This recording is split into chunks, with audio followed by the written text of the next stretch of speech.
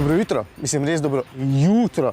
Ura je 7 zjutraj in sem že v vojašnici Edvarda Peperka v Ljubljani, pa nisem Ljubljančan, da bi imel do sem 3 minute. Danes se bo zgodil en velik premik vojaških vozil, s katerim želijo preveriti zmogljivosti hitrih premikov na dolge razdalje. In še ta bo služila kot trening za oktobrsko in novembrsko vajo Trident Juncture na Norveškem, kjer se bo zbralo okrog 35.000 vojakov iz 24 držav. Iz Slovenije jih bo okrog 200 oziroma 250 in takrat se bo tja gor peljalo 50 vozil. Ampak tudi tole danes ni hec. Kontingent slovenske vojske bo sestavljal del deklariranih sil v najvišji stopnji pripravljenosti in sicer zmogljivost helikopterske medicinske evakuacije, skupina CIMIC, to je civilno-vojaško sodelovanje, logistični elementi in motorizirana četa. Mi gremo s Toyotami. Zdaj pa moram pohiteti, ker tukaj so kar natančni, pa da me ne bodo postavili pred strelski vod.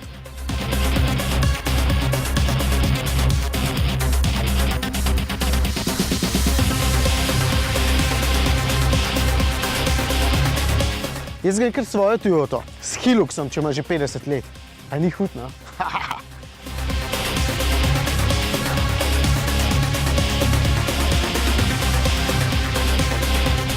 Na Madžarsko gremo, v Nagi Kanižo, kjer je vojaški center za informacijske operacije. V konvoju nas je trenutno 5 oziroma 6, če štejem še svoj avtomobil, premikamo pa se precej hitro, ker smo pač z avti, ne s patrijami ali pa čim podobnim. Je pa kar impresivno videti vse skupaj, opažam tudi, da nas mimo vozeči precej bulijo. Pa se kaj dogaja, je kaj narobe? Pač verjetno zato, ker tega pač ne vidiš vsak dan. Peljemo se kakšnih 100 km/h, Land Cruiserja bi sicer zmogla več, ampak se prilagajamo zmogljivosti celotnega konvoja. Del poti sem sedel tudi v vojaškem avtu. Je tak zanimiv občutek, ko si del vojaškega konvoja.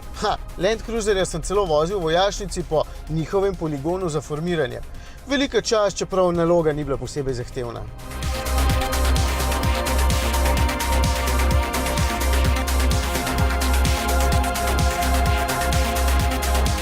Evo, po 4 urah vožnje smo prispeli v Nagi Kanižo, pojedli kosilo, zdaj nas pa celo popoldne čakajo aktivnosti. Preverjanja in usklajevanja postopkov zvez, postavljanje baznega tabora, usklajevanje Civic SOP, če bi vedel, kaj dejansko to pomeni. Nič, grem vprašati poveljnika, kaj delamo. Kaj je glavni namen takšnih premikov oziroma takšnih vaj? Namen takšnih vaj oziroma premikov je, da začnemo načrtovati postopke, ki se začnejo z načrtovanjem premika oziroma alarmiranja načrtovanjem premika in pravilno in varno izvedbo premika. Nato sledi prihod na samo območje delovanja, postavitev, kot vidite v ozadju, v bistvu našega delovnega prostora z različnimi celicami. In pa v končni fazi cilj tega je, da se v bistvu izvedemo neko skupno usposabljanje, skupno preverjanje zmogljivosti in pa preverjanje tudi povezljivosti oziroma mi temu rečemo z tujko interoperabilnost. Premik je bil načrtovan pravočasno po časovnici, pravočasno smo izvedli premik, med tem premikom se pa dogajajo realne stvari. V našem primeru se nam je zgodila prometna nesreča, kjer smo bili udeleženi v zastoju v tej prometni nesreči.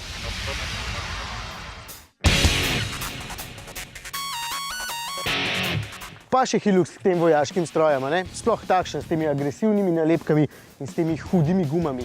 No, pa že tako je tole eden najbolj zmogljivih strojev nasploh.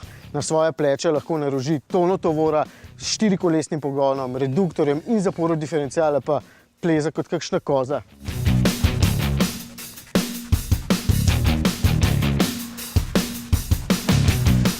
Kdo prav, da v vojski ni zabavno? Evo, imajo fantje nekaj prostega časa in smo si postavili poligon slalom stožci z najmanj okretnimi avti. Ja, nič, grem še jaz, ne, s Hiluxom. Da vidimo, kje zna. Vrte, grem počas, ker tista prtljaga za mano bi me ubila, če bi šel hiter, pa se kam zaletel. Ok, ura je 9, grem spat, je bil dolg dan. Tega sem se dejansko najbolj veselil, spanje v vojašnici.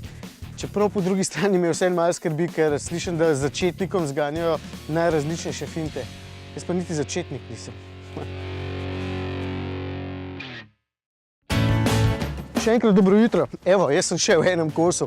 Torej, konvoj se je včeraj premaknil hitro in učinkovito, jaz pa z njimi tudi šotore oziroma svoje delovne prostore so postavili 1, 2, 3, tako da gremo dejansko zdaj lahko nazaj. Hilux je tudi na avtocesti učinkovit in če poiščem res kakšno malenkost, samodejni menjalnik včasih predolgo vztraja v eni prestavi in je potem motor glasen. Je pa to 2,4 litrski turbodizel s 110 kW moči oziroma 150 konji in je v bistvu povsem dovolj zmogljiv tudi pri takšni vožnji. Znotraj pozabite na starinsko in robustno okolje, Hilux je prav lepo eleganten in prijeten. Obenem je tudi eden najbolj udobnih poltovornjakov pri nas, pa tudi eden najbolj zmogljivih, ko pridemo do terenskih vrlin.